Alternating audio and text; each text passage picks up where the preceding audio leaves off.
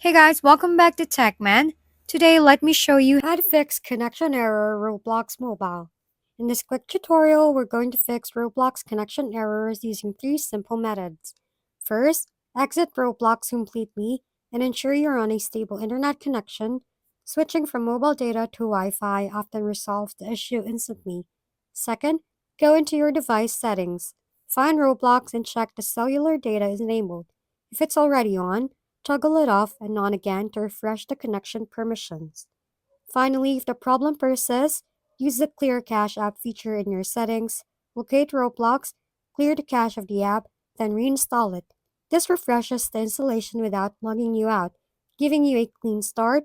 After completing the steps, open Roblox and your connection should work smoothly.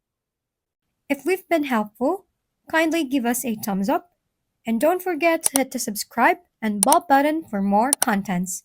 For any questions and suggestions, comment down below.